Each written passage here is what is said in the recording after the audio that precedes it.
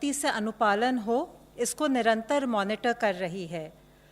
आर्थिक व्यवस्था को सुदृढ़ बनाने के लिए और नागरिकों को कुछ सुविधाएं प्रदान करने के लिए लॉकडाउन के दौरान कुछ गतिविधियों की अनुमति दी गई है। 26 अप्रैल तक देश में लगभग 80% से अधिक गेहूं की खेती की कटाई हो चुकी है। 2000 से अधिक मुख्य मंडियां यानी 80% मंडियों का संचालन प्रारंभ हो गया है। दाल और तिलहन की खरीद जारी है। किसान रथ ऐप ने कृषक और व्यापारियों के बीच लॉकडाउन के दौरान खरीद एवं बिक्री को सरल कर दिया है।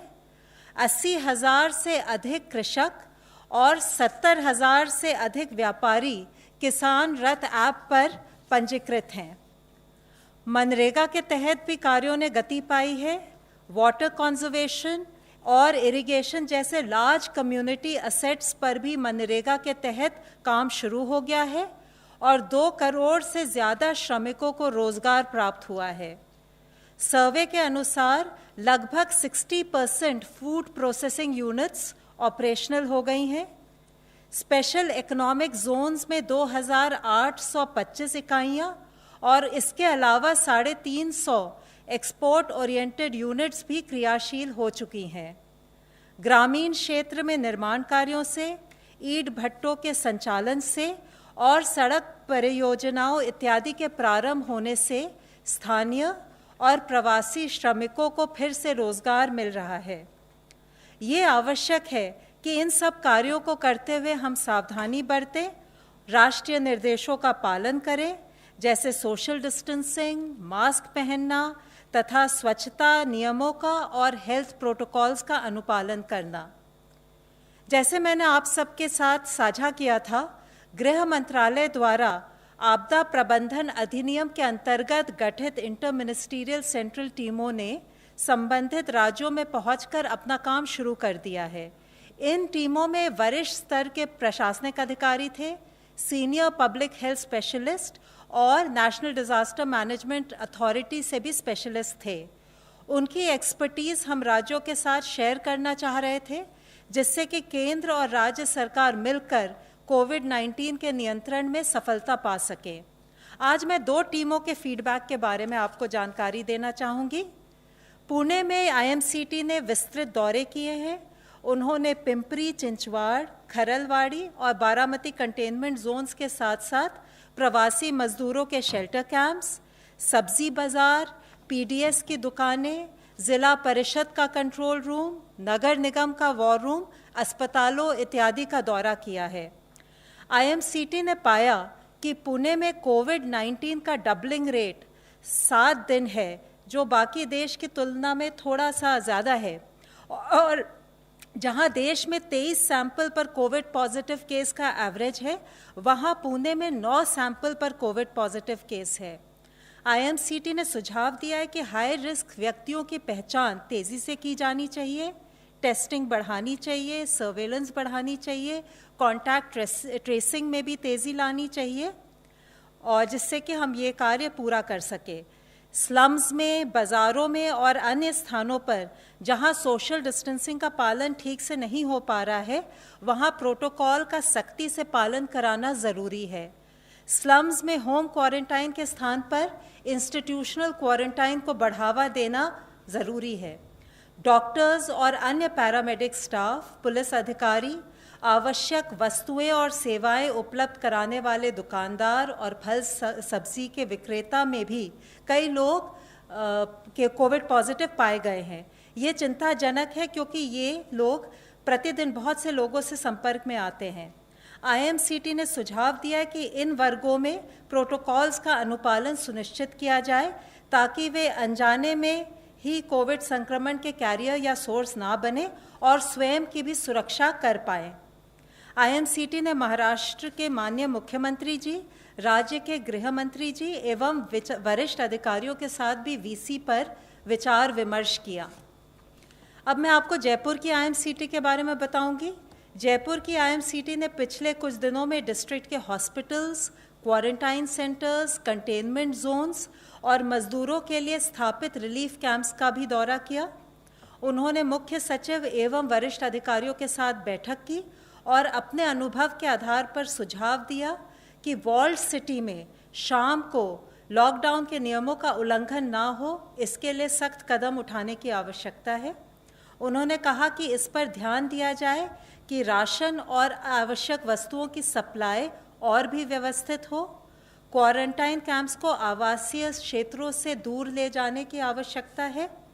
उन्होंने टेस्ट के रिजल्ट्स की गति बढ़ाने पर बल दिया। उन्होंने ये भी सुझाव दिया कि गैर कोविड अस्पतालों की भी पहचान की जाए ताकि लोगों को अन्य चिकित्सा सेवाओं की सुविधा मिल सके। IMCTs ने दोनों डिस्ट्रिक्ट्स में पाया कि स्थानीय प्रशासन लगन और निष्ठापूर्वक कार्य कर रहे हैं और इन सुझावों से स्थिति को बेहतर बना सकेंगे। कोविड-19 की चेन को हम तभी तोड़ पाएंगे अगर लॉकडाउन के नियमों का अच्छी तरह से पालन हो। इसके लिए ये बहुत आवश्यक है कि हम सब नियमों का पालन करें और सभी राज्य सरकारें लॉकडाउन के वायलेशन पर कड़ी कार्रवाई करें। धन्यवाद। धन्यवाद। Health ministry representative please. कल से अगर हम देखें तो भारत में 1396 नए पॉजिटिव केस आए हैं, which takes our total confirmed cases to 27,892. 20,835 people जो हैं वो एक्टिव मेडिकल सुपरविजन में हैं। पिछले एक दिन में 381 पेशेंट्स आर फाउंड क्योर्ड, जिससे कि हमारा total persons who have been cured the number become 6,184। इसको अगर हम देखें तो हम पाते हैं कि हमारा रिकवरी रेट 22.17% हो चुका है। And the positive news is कि हम देख रहे हैं कि प्रोग्रेसिवली हमारे रिकवरी रेट में इजाफा हो रहा है, हमारा रिकवरी रेट बढ़ रहा है। 16 डिस्ट्रिक्ट हैं देश के जहां पर कि पिछले 28 दिनों से कोई केस रिपोर्ट नहीं हुआ है। इन डिस्ट्रिक्ट्स में 3 नए डिस्ट्रिक्ट्स ऐड हुए हैं। अगर आप देखें 24 अप्रैल से अब तक में, वह है गोंदिया महाराष्ट्र में, देवनगेरे कर्नाटक में, लखीसराय बिहार में। इसी के साथ ही जो डिस्ट्रिक्ट पहले 28 दिन की, जिसमें कि पहले केस आए लेकिन 28 दिन से केसेस नहीं आए थे, इससे पहले रिपोर्ट हुई, उनमें से 2 डिस्ट्रिक्ट्स में नए फ्रेश केसेस भी आए हैं। वह है पीलीभीत उत्तर प्रदेश में और SPS डिस्ट्रिक्ट पंजाब के अंदर। टोटल ऐसे 85 डिस्ट्रिक्ट हैं 25 स्टेट्स और यूनियन टेरिटरीज में, जहां पर कि पिछले 14 दिनों से कोई केस रिपोर्ट नहीं हुआ है। यह हम लोगों को जानना होगा, फॉलोअप करना पड़ेगा कि हम अपनी विजिल को कॉन्स्टेंटली उसी मोमेंटम से बनाए रखें ताकि इन डिस्ट्रिक्ट की संख्या बढ़े और इन डिस्ट्रिक्ट में कोई नया केस ना आए। आज माननीय प्रधानमंत्री जी ने सभी राज्यों के मुख्यमंत्रियों के साथ वीडियो कॉन्फ्रेंस के जरिए बातचीत भी की। उन्होंने राज्य के मुख्यमंत्री से कहा कि वह सजग रहें, सचेत रहें। रेड जोन और ऑरेंज जोन में पड़ने वाले सभी जिलों में सख्ती रखते हुए chain of transmission of virus इसको ब्रेक किया जाए। ग्रीन जोन में जिला एडमिनिस्ट्रेशन सर्विलेंस पर फोकस रखते हुए अलर्ट रहे ताकि उस जिले में यह संकट प्रवेश न करे। कोरोना ग्रसित होना कोई स्टिग्मा नहीं है। जितनी जल्दी सच्चाई का सामना होगा उतनी जल्दी ही और उतने ही अप्रोप्रिएट तरीके से उसका समाधान होगा। एक मुख्य अंश के रूप में माननीय प्रधानमंत्री जी ने ये भी कहा कि इस समय में अन्य आरोग्य सुविधाएं जैसे कि डायलिसिस, अन्य बीमारियां, उनके ट्रीटमेंट आदि में भी कोई ढिलाई ना होने दें। परंपरागत मेडिकल व्यवस्था सुचारू रूप से चलती रहे। रेड जोन से ऑरेंज जोन, ऑरेंज जोन से ग्रीन जोन में जिले को ट्रांसफॉर्म करना ही हमारा मंत्र होना चाहिए। आज इसी संदर्भ में आप लोगों को मैं एक और मुख्य विषय के बारे में बताना चाहूँगा। आप सभी को पता है कि हम एक इन्फेक्शियस डिजीज से लड़ रहे हैं और इस लड़ाई में हमें सबका साथ चाहिए, लेकिन कभी कभी लैक ऑफ अवेयरनेस या लैक ऑफ प्रॉपर अंडरस्टैंडिंग के कारण हमारे मन में फियर या पैनिक घर कर लेता है और जो पॉजिटिव पेशेंट्स होते हैं या जो हमारे फ्रंटलाइन वर्कर्स काम कर रहे हैं, हम उनके साथ स्टिग्मा एसोसिएट करने लगते हैं। हम उन्हें स्टिग्मेटाइज करते हैं, हम उनके साथ भेदभाव करते हैं।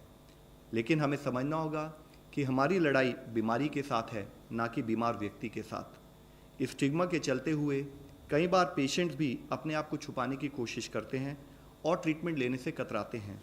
इससे ना केवल उस पेशेंट को हार्म होता है, उसकी फैमिली को हार्म होता है, बल्कि पूरी सोसाइटी को नुकसान होना संभव है। ज़रूरत है कि हम पेशेंट्स का साथ दें, उसके साथ खड़े हों और उसका सपोर्ट बने। हमें मिस इन्फॉर्मेशन और पैनिक को फैलने से रोकना है। कोविड-19 के स्प्रेड के लिए किसी भी कम्युनिटी या एरिया को लेबल नहीं करना है। खास करके हेल्थ केयर और सैनिटरी वर्कर्स या पुलिस को टारगेट नहीं करना चाहिए, क्योंकि वे हमारी मदद के लिए कार्य कर रहे हैं। स्टिग्मा के इस डीप रूटेड इशू को एक इंटेंसिव कैंपेन के माध्यम से आज हम सबको मिलकर एड्रेस करने की ज़रूरत है। हमें ये समझना होगा कि जो रिकवर्ड पेशेंट हैं वह कोई ट्रांसमिशन नहीं करते, बल्कि वो एक पोटेंशियल सोर्स हो सकते हैं हीलिंग के लिए, कि अगर उनका प्लाज्मा थेरेपी जो एक एक्सपेरिमेंटल प्रोसेस हम कर रहे हैं, अगर वह सक्सेस होता है तो उनकी एंटीबॉडीज से और बीमार लोगों को हम ट्रीटमेंट कर पाएंगे। आज ज़रूरत है कि हर यूथ ग्रुप, हर NGO, हर सेल्फ हेल्प ग्रुप, हर पंचायत लीडर, ग्रास रूट में काम करने वाला हर मनुष्य वह खड़ा हो, वह आगे आए और कम्युनिटी में इस बिहेवियरल चेंज के लिए हम सब मिलकर प्रयत्न करें। मैं फिर से दोहराना चाहूँगा कि ये लड़ाई पेशेंट्स की नहीं है, डॉक्टर्स की नहीं है, सरकार की नहीं है, बल्कि पूरे समाज और पूरे देश की लड़ाई है। पूरे समाज को साथ लिए बिना, पूरे समाज का सपोर्ट लिए बिना हम ये लड़ाई कभी नहीं जीत पाएंगे। हमारे फ्रंटलाइन वर्कर्स हमारे प्रोटेक्टर्स हैं, हमारे चैम्पियंस हैं। हमें उनके साथ भेदभाव नहीं करना है, तो क्योंकि नहीं तो फिर हमारी रक्षा कौन करेगा। इस निस्वार्थ रूप से जब वह हमारी सेवा करने के लिए अपनी जान को जोखिम में डालकर काम कर रहे हैं, तब ज़रूरत है कि हम उनके सपोर्ट के लिए खड़े हों। हम उनको, जैसे अब तक हमने जनता कर्फ्यू और अदरवाइज़ भी उनको हमने जिस तरह से सम्मान दिया है, वह सम्मान हमारा कंटिन्यू रहे। और इसी संदर्भ में मैं आप लोगों को दिखाना चाहूँगा कि कैसे हमारे जवान, चाहे वह पुलिस हो या अर्धसैनिक बल के जवान हो, कैसे वे अपनी जान को जोखिम में डालकर हमारी सुरक्षा कर रहे हैं। हम सभी को चाहिए कि हम उनका आभार व्यक्त करें, उन्हें उचित सम्मान दें।